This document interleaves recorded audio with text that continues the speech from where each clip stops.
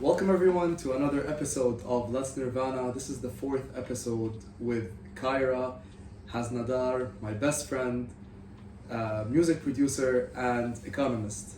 Welcome Kayra to the show. Welcome to the podcast. It's really good to have you here.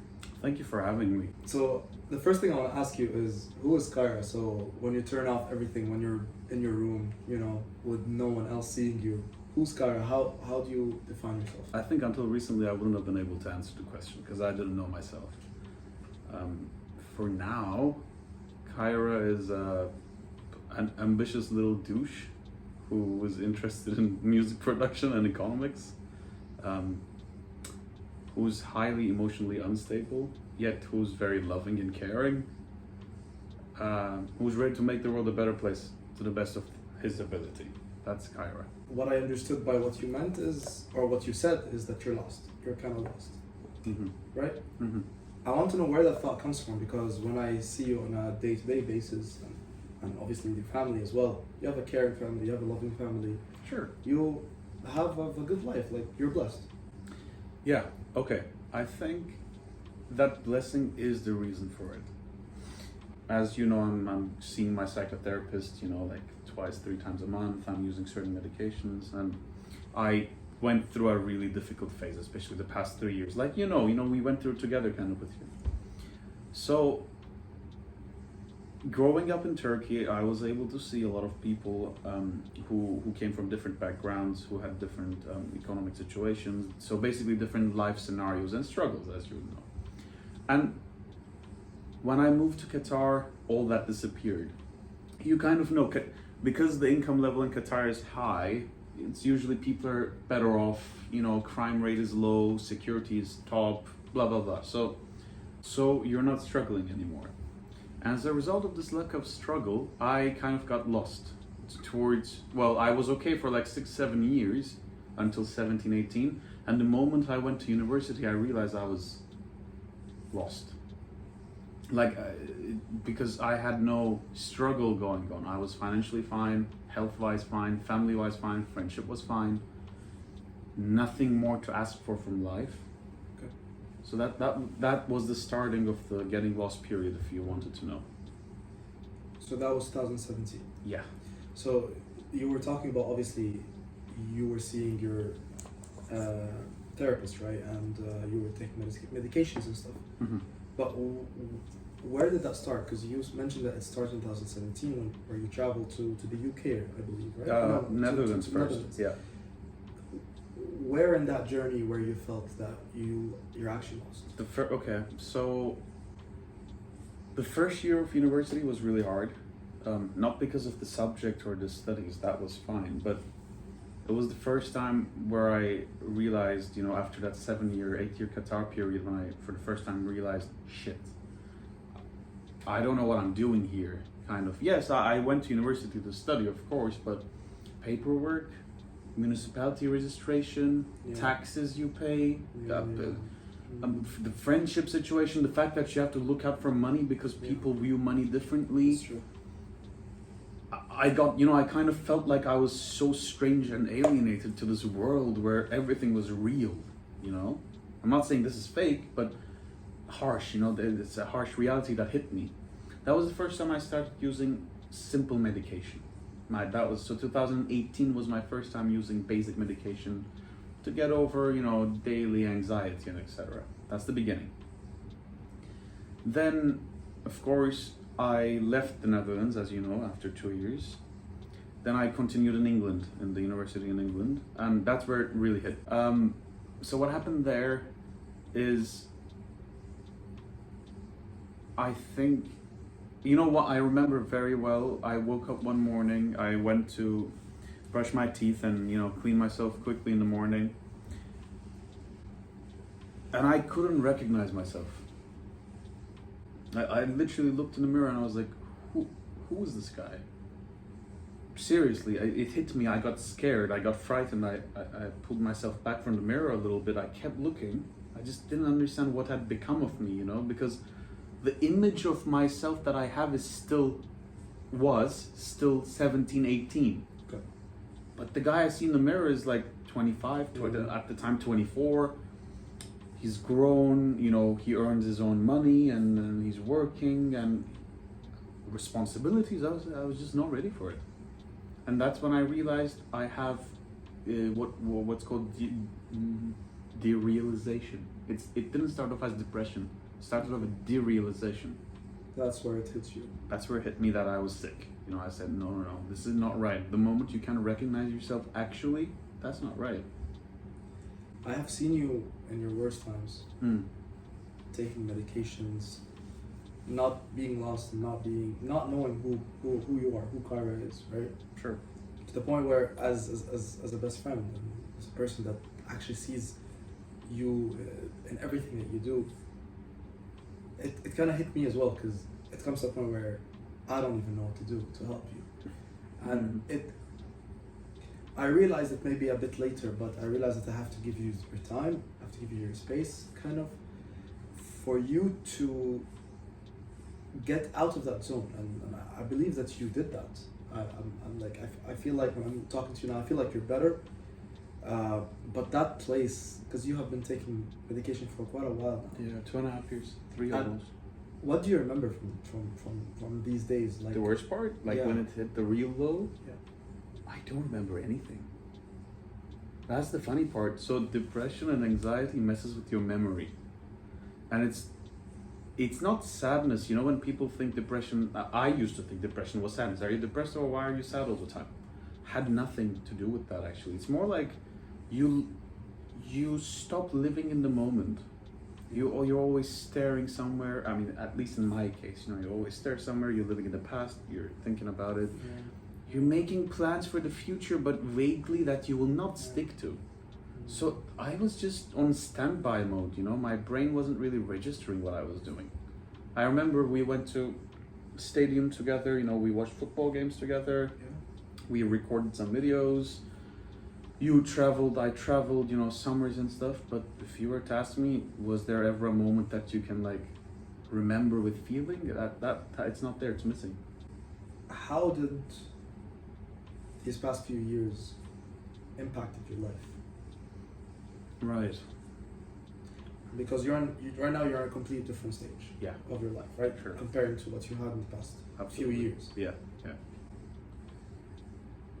I think I realized, I mean, you know how in Islam we thank God for every difficulty that we've been put through instead of, you know, rebelling against it.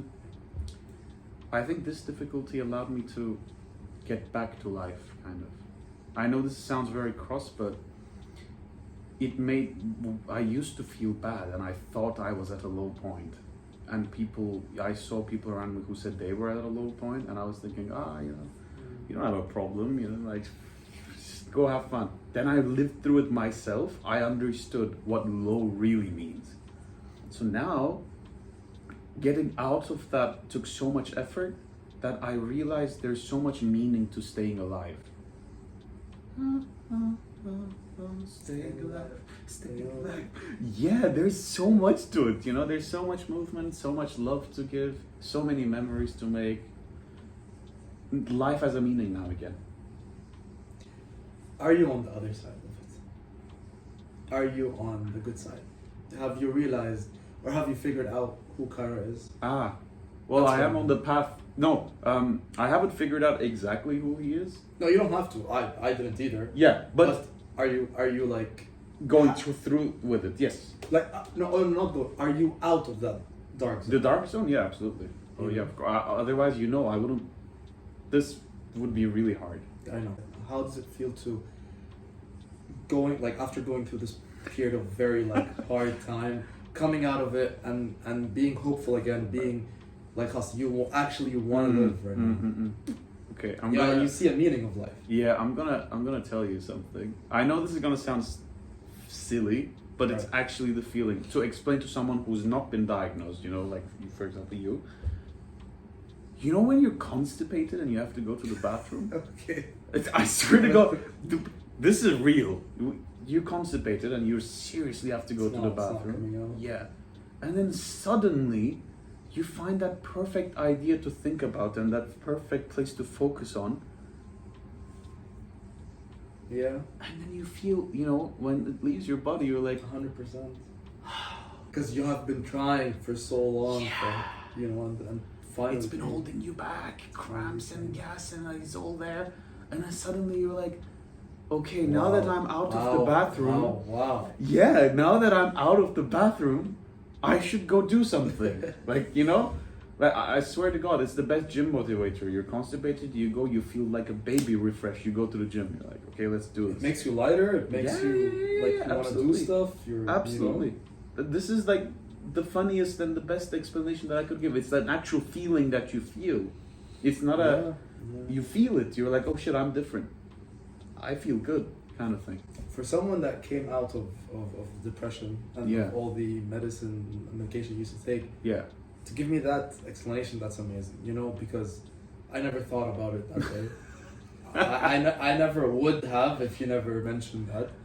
But I think it's a sign that you're actually in a better place. It's a sign that you're happy to live. Can I quote someone on this? There's a very famous psychiatrist I wouldn't call him a historian, but psychiatrist, let's say, Viktor Frankl. He's also a author. At the same time, he survived the Nazi times as a Jew in Germany, so he was in the concentration camp. His quote goes along the lines of, learning to have humor is a skill to be mastered during learning the art of life.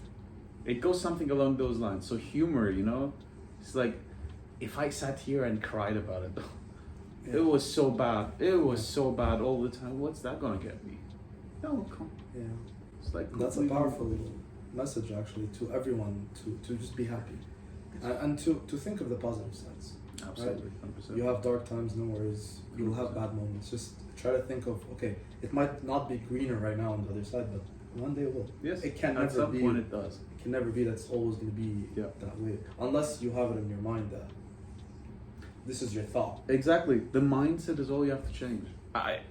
Easier said than done. Obviously. It took me years. Obviously. But trust me, if anybody who's watching this ever has, you know, that kind of thought pattern where they'll be depressed for the rest of their lives, I guarantee it, you're gonna get out. Just hold on there, you know, hold tight.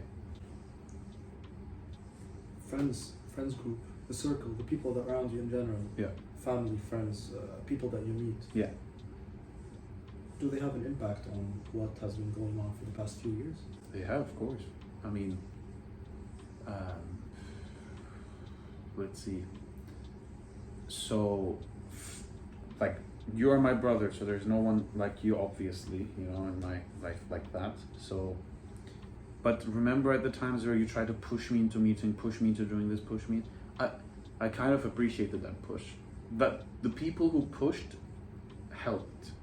The people who were backing away, because, you know, it's a human reaction. I don't blame anybody, but some people were like, okay, we should leave him alone. You know, it's okay. But I realized the push helped me. Because I grew distant to the people who backed away. Because when they backed away, I backed away. Yeah, it's an instant reaction. Absolutely. Because somebody who's in that state doesn't get it right, you know? Yeah. I love that you're out of this now. Yeah. I love that. Thanks. I'm sitting next to Kayra, the happy person, the hopeful person. Who's Kayra now? Okay, who's Kayra now? Who's Kayra?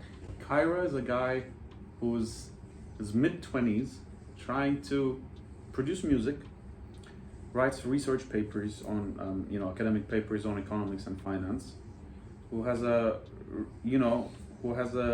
few friends that he likes to call friends, you know, like he knows people, but really a close, tight of circle of friends who he would be willing to burn the world for, and who would burn the world for him, who is funky, who enjoys gaming. Yeah, that's Kayra. Yeah, and probably on the side, he has a side quest of trying to find a deeper meaning in life. That's the side quest. That's a good mission to have. You know, it's part of learning, it's part of growth, it's part of where you want to go later on. Absolutely. What you want to do. Absolutely. Family. What is family to you? I think family is home. because so I was born in Turkey, I lived in Qatar, I lived in the Netherlands, then I lived in the UK, and then I'm gonna move again. I don't know where this time. So every time I moved, obviously I was changing homes, and I realized at some point you just lose the meaning of it. The walls, concrete, books, or whatever decoration you have doesn't mean home anymore. It's actually the people that you're with. Right. That's what it means for me. Peace, calamity, love. Yeah, I think just family means home, and home means peace and harmony. What has your parents taught you growing up? What values did you take from them and that you're still using until today? Never swear at girls. I know this sounds so silly to say that's the first thing, but it helped me the most in my life. I grew up in a male-dominated society, Turkey. Qatar, sort of still the same. Males are the ones that are active in society most of the time, as opposed to women here. And I think learning how to speak to the opposite gender allowed me to view people as universally equal, and that way I was able to learn from both males and females. Yeah. So that was one thing. That's my thanks to my mom. That was my mother's teaching. So from my father, the work ethics. He works a lot and he works hard, as you know. Yeah. But so what he taught me is how to do something properly, and why you should always give it all you have. There have been times where, I spoke with him in private. He could, he spent 10 hours on a project, let's say, a day. He could have spent 3 and everything would have been fine. But that extra mile he went through wasn't because he wanted to impress someone or because he wanted to make more money out of something. It was more like when he did something and he did it right and he went the extra mile, his self-respect also increased. So when he came home, he was satisfied that he did his best. He was doing it for himself as well. Exactly. So that I apply to everything I do. In my relationship, I try to do the best. In my friendships, I try to do the best. In my relationships with a partner, romantic partner, I try to do the best. In my work, I try my best. At school, I try my best. So if I fail, I don't sleep one day thinking, I made this mistake. I could have actually done better, I think that's the way to approach life, where do your best. Yes. Don't slack off. There's a famous actor who said it. Don't half-ass it. Well, who was that? I forgot. Okay. But Yeah? he's a famous actor, and he said, "Don't half-ass it," and that's very true, actually. Absolutely right. Do it, man. Do it fully. Yep. At the end, don't do it to impress, like you said, or do it for yourself. Do it even for you, just to learn. Absolutely. I love that though from you. That's It helped in 2 things, if I may say. Number 1, in my past relationships, people usually feel guilty about, breakups with a partner. They usually feel bad because habits get broken. Yeah. You love someone at some time and then now it's gone. It's sad. But a lot of it is also guilt. You feel obliged to stay in a place just because you feel guilty that you've done mistakes in the past, and therefore you should forgive their mistakes, and therefore you should put up with anything and stay, But if you do everything right with that extra mile, if you do it 100%, then you don't have guilt anymore. Because, you may have done mistakes, but if you go the extra mile and do everything to make that mistake right, and it still doesn't work, for example, you can sleep well that it just wouldn't have worked out. In school, like you said, half-ass it, you get a bad grade, you will never know your potential. You'll never sleep comfortably. But for example, if you do something fully, either you realize you're really good at what you do and maybe it's a future option for you, or you realize you're not good at it, but at least it's not a disappointment, it's just a fact. So you're sure of yourself, you know your capability. So it teaches you a lot about yourself to do something right. So moving on from family, obviously you mentioned relationships, right? And part of relationships is love. Yeah. So I want to know what is the meaning of love to you? How long is the episode gonna be? A few days? Okay, I'm not gonna get cheesy with it. Meaning of love. what it used to be to what it is now, because it's a transition. I didn't Yeah. mean the same thing. Yeah, obviously. Probably started out with holding hands and getting a butterfly in the chest. Yeah, That's that's how when it you were young. Yeah, growing up. 10, 11, you hold Growing hand up. for the first time. Oh my God, it's a big deal, massive love. You call that love. And then it moved on to, I guess with puberty, it went on to when you kiss someone and you get a butterfly in your chest, and that's love for you. And then you move on to when you wake up in the morning with someone and then you look at their face and it feels great that you're with this person. And now, I think for me, what love is being able to accept somebody as themselves, as their soul, and accept to be loved as well. I think love is not something you just give. When you love someone, you also take love. When you're in a relationship with someone. Obviously, that's because it's not one way. Yeah, exactly. And a lot of people miss that part. Sometimes it's one way, so the person doesn't love you back. But in a relationship where we're speaking, some people love, but they don't know how to be loved. It's maybe it's because of traumas. Maybe it's because, like, I'll give you an example. Have you ever been in a one-way relationship where you loved but you didn't get love back? Or maybe you were putting the extra effort. Yes, and I you have. were, Yeah, you know. I'll try to be objective. I'm sure I can't be as objective because my ex-partner isn't obviously here to, I don't know. Things didn't go off well. But in my opinion, for a long time, I was putting an extra effort all the time. And I think I was willing to give my all. I'm not sure if it was love, because today, if I felt the way I did, I wouldn't call it love. I would call it something else. I don't know what, but for me today, love is more intense than what I had at the time. But at the time, I called it love. It wasn't one way. My partner, I'm sure, loved me back in her own terms. But love sometimes makes you cross your red lines. Sometimes you do things that you thought you would never do. Don't you do it out of love? Yeah, exactly. You cross your lines. You become a different person because of love. And you wouldn't do that with any random person. Absolutely, 100%. Liking, you wouldn't do it. Even for family, you wouldn't do it. You would tell your father and your own mom, no, I won't. Stop asking this of me. Stop doing this. I will not do this. I'll not do that. And then classic family fight, right? That every kid has with their parents. But for love, you don't know. So my partner, for example, in this relationship that I'm talking about, never crossed any red lines with themselves. Like, it was very, as if it was bureaucracy, It was like, okay, there's this, this, and this. They were preservative. They didn't want to go out of their zone or way absolutely. to do something. Absolutely. So it was always like not give and take. It was more like take. So yeah, that I've been through, absolutely. Yeah. What would you describe love in one word?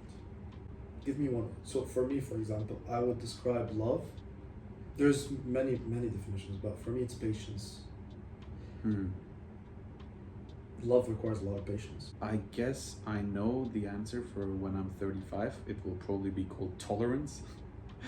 But right now, I think I would say understanding. Okay. Respect comes with understanding. Liking someone comes with understanding them. Forgiving comes from understanding. Talks come from understanding, communication. So I guess I would say it's understanding each other. It's love to me. Yeah. It's about understanding each other, communication, having patience, sacrifice. Sacrifice is love. Big parts. Not sacrifice, compromise. Compromise also. Yeah, sacrifice is like when you start phrasing things, not you, but when you start my partner used to call it sacrifice. I used to be like, oh, I sacrificed. Yeah, this. like stop keeping track of, I did this, you did that, Exactly. I did this, you did that. No, I mean, you can do it in a in a nice way. Yes, in a nice way, like sure. sacrificing in a good way, Sure. without them coming and telling you, oh, this. Yeah, this, of course. you Then know? it's that's what I call compromise. I compromise this willingly. Willingly, Not you did this to me. Like Exactly. that's toxic. I want to know, Kayra, on a personal level, what kind of things that you do, what things that you love, what are your hobbies, Okay. on a daily basis. What I'm are things you very do? cringy. I love writing poems. I like playing chess. I like playing the guitar, composing the song or two on the piano. I like reading. I like making coffee. And I like, to be honest, this is gonna sound very weird. I like learning to give better massages. That's actually Like, very weird. dude, there's so many things out there I didn't know. It's like you do this and then you put your knuckles on it and then you slowly extend the knuckles and up and down with the thumbs, you know. Like, honestly, if you told this to 18-year-old me, somebody told me, hey, I'll give you a good massage, Yeah. I'll fall in love immediately. Like, okay, just massage my back all day. That's okay, do what you want. Literally. So that's that. I love cooking. I love learning new recipes of World Kitchen. I like taking care of my pets. The 3 cats. I also like, recently I've gotten into tasting new shisha tobaccos. I realized that. Yeah, You have a lot it's like- of different flavors as well. Yeah, you mix and match them and then, you know, you get something. Creativity is basically it. Yeah, you're very creative. You like to try different things. Yeah. But you like to create your own different things as well. Because I Yeah. saw you have clay here, right? Oh yeah, that clay, by the way, this is, if you watch the video until this point of it, then I'm working on a clay project kind of thing for him. We're gonna show you how that turns out when it's done. Do you like to travel? Oh yeah. Yeah. Yeah. Yeah. Why do you travel though? Because, for example, every time, for example, when I'm at work and I tell them I'm taking a vacation, I'm taking off from work. You know, they always tell me where are you going, but I'm just taking off from work. I don't need to travel. For me, taking a vacation or taking off from work is just relaxing. Yeah. Some people actually travel. Hmm. You know. I think what you're doing is healthy. You see, I think you're It's so. tiring, yeah, for me, at least. Yeah. I totally look. What you're I love doing traveling is as well, but I'm not taking off just to travel. right. No, absolutely. And I think that's really cool because I think you've mastered the skill of separating home from work. That for you, as soon as maybe you get out of work and you're off from work, that's already enough for you. You know, some people can't do it. I feel like they have to go like a Have to run distance. away, yeah. They have to run away from this monster chasing them. You know, and then shut down the business phone, shut down WhatsApp business, shut down emails, and Yeah. you know. So wow, that's really. I mean. But I think I would speak on me, on behalf of you and myself, where even if we take a vacation and we do travel, Yeah. and there is business, we still work, even if it's an hour a day, and then we still do. Absolutely. You know, because it's a part of life. Like you can't really shut your phone off and. No, absolutely not. Some people do, and it's really messed up. Yeah. Yeah. And I think we're very young. That's why we have the energy to put You up think with so? it. I mean, I don't know how we'll be if we're in 50s, you know, and there's somebody chasing after us for info. Bro, if we're 50, we'll have a manager that's holding our business. That's what we're. Yeah. I mean, you see, privilege. See, Yeah. this is privilege. This is what I mean. Like, yeah, there's no worry. It's Exactly. okay, whatever.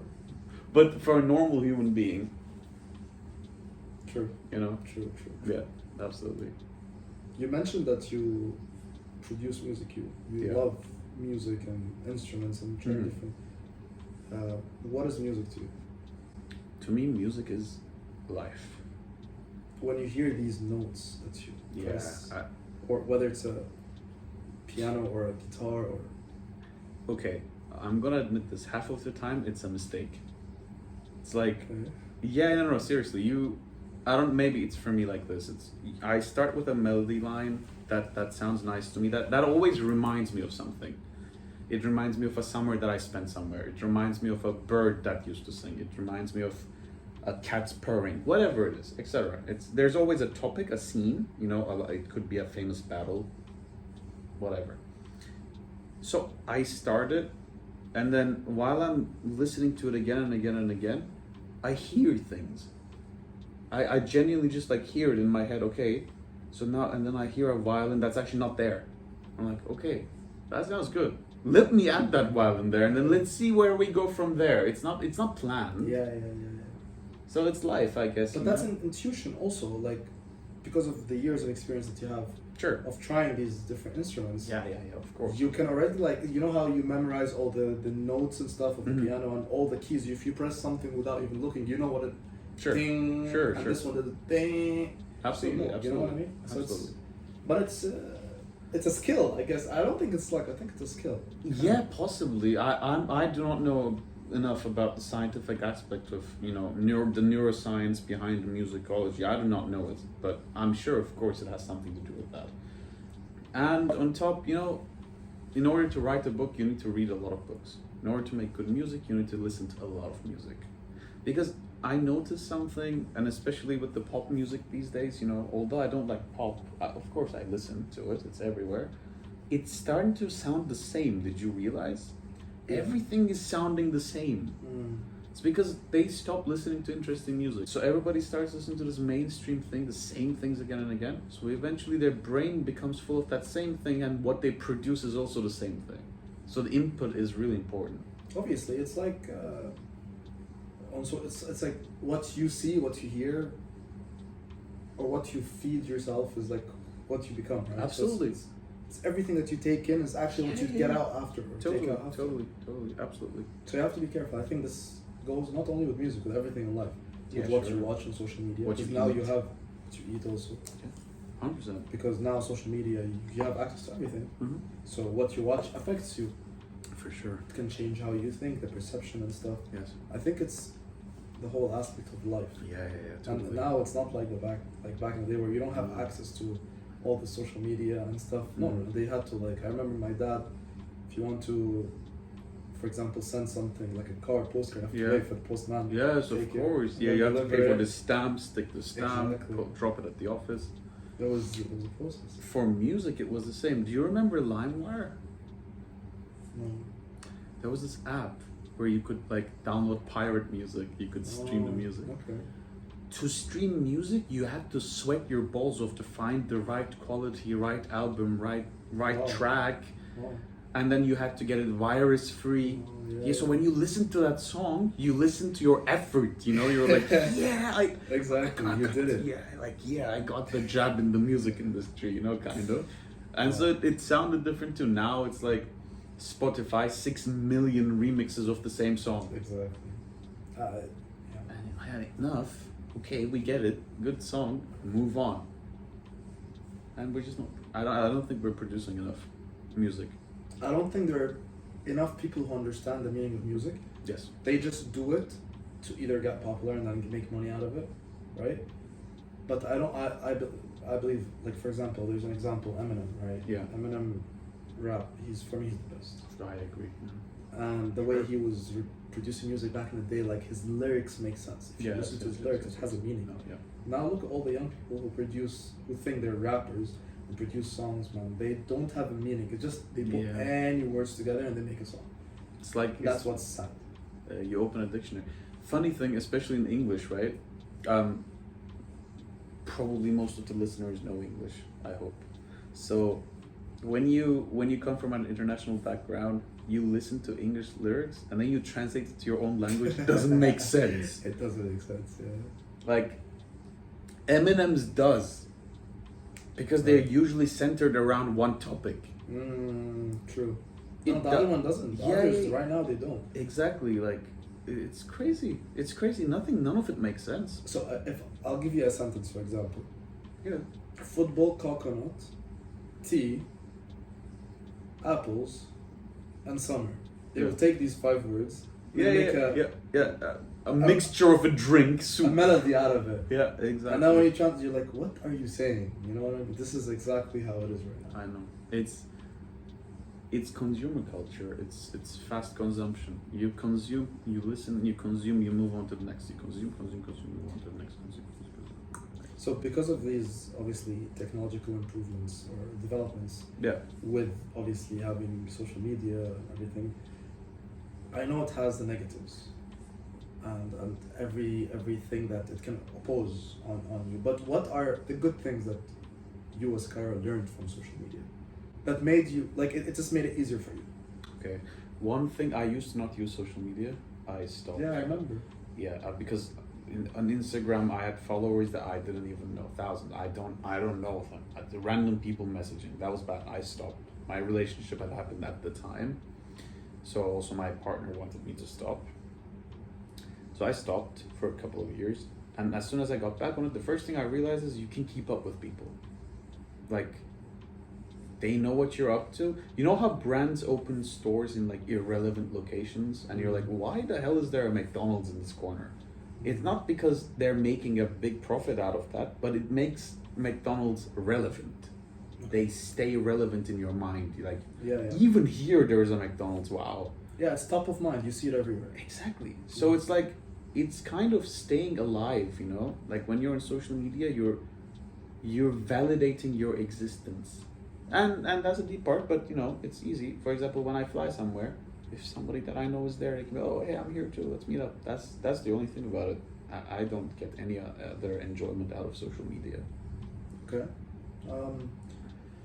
What do I personally use it for? I use it for just news, like kind of what what you mentioned, you know. But besides the entertainment, where I'm bored, I'm just scrolling. That's honestly a waste of time. Yeah, you can read a book. You can do a lot of other things. Absolutely. You can go out, take care of your health and stuff. 100%. I think social media is helpful when it comes to if you want to learn something, like YouTube, for example. Right? Sure. You want to learn stuff about Excel, about. Yeah. It has a lot of benefits. Obviously, there's the negatives. Like if you go on TikTok, you can find weird videos, man. Thank God I don't use it. Yeah, don't. I think the only reason we might use it is because of the podcast.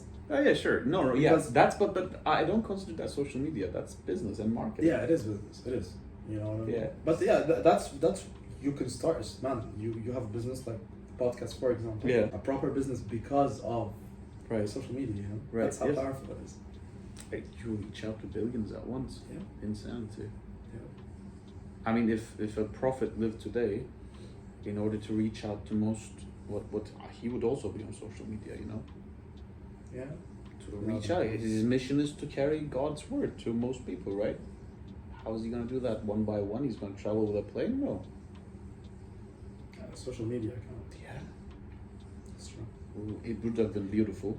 That's why they say, like, for example, let's say Muhammad Salah, for example, he has millions of followers. Mm-hmm. And people keep telling, like, post about what's happening in the world, post about, Right. and people are scared because obviously he lives in UK. Sure. But imagine one post and he has this much followers. Imagine how can it change? Yeah, absolutely. The whole world sees it. And because he's a Muslim, obviously, when he went there to the UK, people started liking Islam, reading about Islam. Sure, of course. That's also setting an example. Absolutely. I think in social media you need to set a good example, otherwise one bad thing can change. Yeah. Or even how you say something can just change the whole meaning of the word. Absolutely. Social media is like, it's just, I feel like it's another world, but it's just as real as this world. But there, so? I think so. I think it's a world of its own. It's just. But I don't think it's real. No, not real in. I don't mean real in the sense that it's like physical touch, but something you read can affect you just as much as something somebody tells you must read. Okay, yeah. That's true. For me, that makes it real. Believe, you know. I believe that. People commit suicide because of social media posts. You know, you can ruin somebody's life. But no, I think social media is really in that sense, as you mentioned, but I think it's actually fake because people hide the truth sometimes. Yes, sure, exactly. Like they will post a picture of them smiling and laughing, but then in the background they're having hell, you know, they're fighting and they're not stable and they're absolutely. And I think if we can all use social media in a good way, even if you're sad, you show that and you let people learn, man. You let people learn from this. Trust me, the world's gonna be a better place. I agree. Yeah, it has so much more potential than physical. Yeah. Because the reach is just. That's one thing I like about Twitter. I don't know if it's the same, but Twitter, like back in the day, it used to be open. You can say whatever you want. Freedom of speech, You know? Obviously it has positives and negatives, but like you can say anything. It will not be taken down, it will not be like how Instagram, you post something about Gaza and then they block it on your story. Yeah, I know, that's just, you know, it's you know, we know why that's crazy. Anyways. If we get into that, we're not gonna get out of this talk. Anyways, man. Yeah. Moving on from social media. So we talked about your past, but I just want to touch base on something that I believe it's a big word. Do you regret? Do you believe in regret? Yeah. Why? I do. I think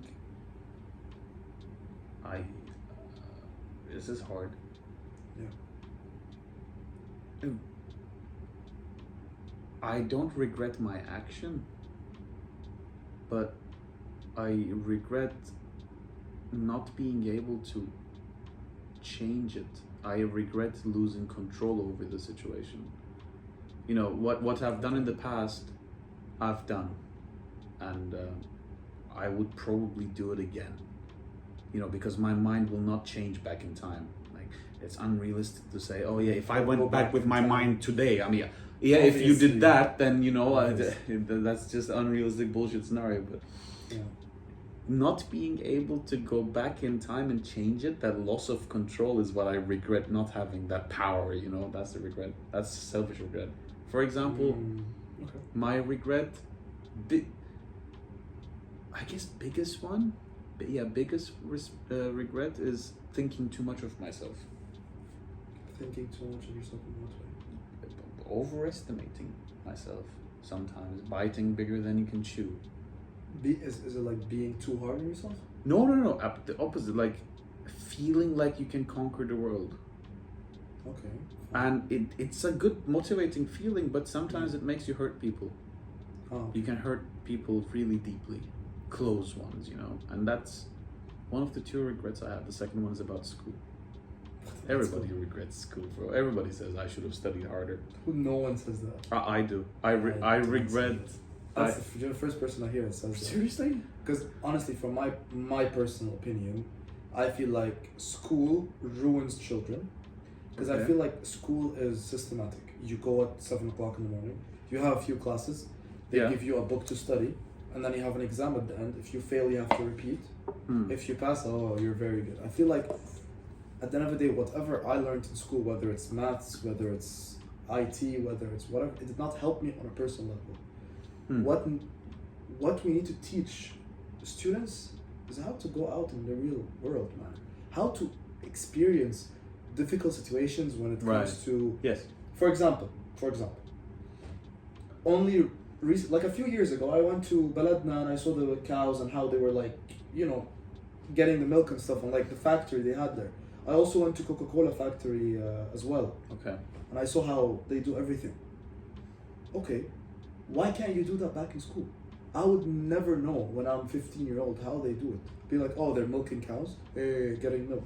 I don't know what they do. I don't know what's the process of sanitization, of keeping them in like a maybe cooler place or... You mean like more relevant things to real life, kind exactly, of? that Okay, you would learn about living life. But I don't want to learn about 2x equals mx plus c equals, I do not find x, like... Hi, cat. The cat is scratching the door. We cut this out, or you don't, it can be funny. Anyways, yes, no, I absolutely agree with you. Like, if there should be classes, social responsibility or social knowledge or common knowledge, whatever you want to call it, that keep you attached to life. Exactly. That keep you attached to life instead of making you a plant-based computer. Yeah, like, okay, 2x plus 5, okay, take the second integral of this equation. Exactly. It's good to know how to do it, but it's only good how to know. It's only good to know how to do it if you're gonna do it, because if you're not gonna do it, true, that's true. Yeah, I agree with that. Yeah, but they need to teach students how to encounter real life situations. By the way, I would like to say, in Turkey, in primary and middle school, you have a class called Sosyal Bilgi. It means social and life knowledge.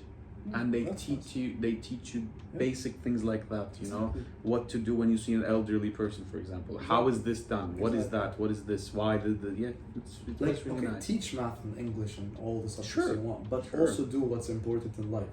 Absolutely. Yeah. You know. I've heard a very famous scientist, I'm not going to name him, but he's really famous in the field, speak about belief, God, religion, you know, existence, and blah, blah, the classic topic in science, right? So the man has studied astromolecular physics at a PhD level, you know, we're talking about Yeah. something maybe less than 0.5% of the world can fathom to learn. Mhm. He said something along the lines of, if God is all powerful, all religions are based on two facts, that God is all powerful and God is all good. So he said, I do not see a good in the suffering death of a 9-year-old kid.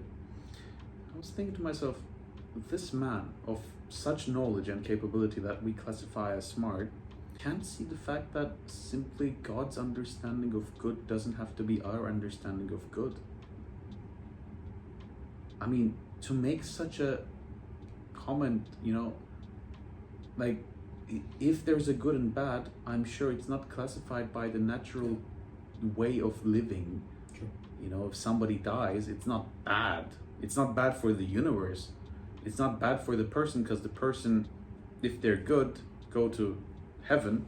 If they're bad, as per our belief, they go to hell first and then go to heaven. And at the end of the day, it continues. It's not the end. But you don't even have to believe that. All you have to believe is, well, our understanding of good might just not be universal. No, but I just want to add something that God mentioned in the Quran, that every person is going to taste death. Yes. So if you die because you're suffering, you have to remember that you're suffering only in earth. Sure. Yes, that's you're not part of the gonna- belief, yes. Yeah, you're Yeah. not going to suffer in the next life. Sure, absolutely. So, I mean, this guy obviously has different beliefs and different opinions. Yeah, different opinion. But you see it, right? I mean, it should be common knowledge to be able to think God may not think of good and bad as such. If you can't make that basic connection and you're talking about discovering the universe, I mean, I'm not really sure how far it's gonna take you, you know? But that's then goes back to the basics. What values you have, what things that you learn. Absolutely. So in school isn't everything. It doesn't teach you how to It doesn't teach you. think for yourself. It just teaches you the basics and rules. I want to ask you about the perception of people towards you, because different people have different perceptions, and different people will think of you differently. Whether you're a happy person, shy person, I would think of you as a cheerful person. So everyone Yes. you meet will have a different perception in their mind towards you. Sure. I want to know if that affects you, because in my head, perception is I don't mind about what they think. I think it's my own feeling, my own character is what matters. So I want to know, what is perception to you? Okay, so yes and no. If it's a person that I care about, it affects me a lot what they think of me. I care. If it's the world, I do not care. But if it's somebody that loves me and they see me in a bad way, or they think I'm going through something bad and they see me in a low, I don't want them to see it, because I don't want them to suffer from my suffering, for example. If they think I'm not looking after myself, or if they think I'm doing something wrong, you know, like. I think it would hurt me more if you are, and I don't know, as a best friend, as a brother, if you don't tell me, or if I'm not there to support you. Yeah, Because I then get if that. If I find out later, then it's a big problem. Absolutely, and then you would have the right to say, why didn't you tell me, or what? You know what I mean? But Sure, I think you're right, actually. Like, okay, if you're close, if you mean something to me, Mm-hmm. then of course your perception. Yeah, But perception. just to the outside world, Oh no, I don't. Neither do I. I think I it's agree. it's who you are, who you think Kayra is Absolutely. what matters. Absolutely. Okay. Then they can take it or they can Um, leave it. It's okay by me. Yeah. Alright. That takes some learning to do, by the way. You start off caring about everybody. Obviously, obviously, Yeah. right? You start no, and then like a coworker, come on, man, please. Yeah. And then Oh it my comes God. to a certain point where, man, I don't care what you think Yeah. of me, bro. Yeah. You want to talk about me about Yes. like they have the time to talk about me. They have the time to do it. Absolutely. Do it, man. Yeah. move on, do something else, you know, kind of thing. Like, Exactly. I'm not that excited, move on. I get that. Okay. Talking of perception then, it comes with maybe someone at home right now, you know, we just advise them to not care about what people think and Yeah. be yourself. Sure. So I want you to give an advice. You know, look the camera, give an advice to the people, young people, or even young Kayra, an advice that you would love to hear. To myself and to people who are, okay. Yeah. So an advice that they can benefit from. Okay. Appreciate the happy moments that you've had and that you will have, but do not take the sad moments for granted. For it's much more productive to make something good out of bad moments as opposed to blindly enjoying good moments. Okay. So I like to end the podcasts, and we made it a tradition actually. Yeah. To end the podcast with saying like a word or a sentence about what is Let's Nirvana. So what do you think of the podcast? Mm-hmm. And also I have a tradition where every person I have an interview with, and every person that you have an episode with in the future, that we always get a small gift or a gesture. Yes. And I think you already did that. Yeah, well, You got me something from Turkey. yeah, this is just a tiny souvenir for you from the best football club in the world, Fenerbahce. Well, I'll take that. Thank you so much. Three Champions League titles, 5 UEFA Cup titles. I love this. Honestly, this is something that I'll cherish and I'll keep forever. And I have something. I love to collect football T-shirts, and I know you've stolen quite a bit from me. I didn't steal. Okay, wait. Let's put it some. No, you borrowed indefinitely. Yes, exactly. Yes. Exactly. So I didn't steal, but you know, I have a lot of clothes from you. Actually. I know. So it's a habit, but I love this. And this I'll keep forever. I want you to end this episode, this beautiful episode that we had, with a sentence describing Let's Nirvana. Okay. Let's Nirvana is about having an hour of self-rediscovery. And no matter if you're participating in the interview or you're watching it, it is probably one of the most real, if not the most real, one of the most important discussion platforms that will ever have existed. I really see that. I think that's powerful, and I think we can build something really powerful Absolutely. that can reach millions of people, like not only in the Middle East, because that's where it's lacking, but also Surely. outside in Europe. I think it's also real talks are also lacking in Europe. It is. Yeah, it is, obviously. People can't voice their real opinions because they're scared to be cancelled. People are scared to voice their opinion because they're scared to be judged. They live in a society where it's so complicated you can't just speak freely. And I think this platform will allow people to really speak for what they stand for, you know? Let's make it happen. Let's make that happen. Thank you so much for having me and hosting this beautiful episode about the psychologically messed up Kayra. I hope I was able Once to... was. Once was. I hope I was able to give some insights. It was a beautiful episode. We learned a lot from you. Yeah. Who you were, your past, who you are now, you know, and like your vision of life, and that you're hopeful. And you keep going, man. I mean, life is full of experiences still, a lot on the journey. And I think we can all learn something from life, from the experiences that we get. Arigatou gozaimashita. Oh yes, except that no one that I did not learn yet. Great. Hashtag Let's Nirvana. Hashtag Let's Nirvana.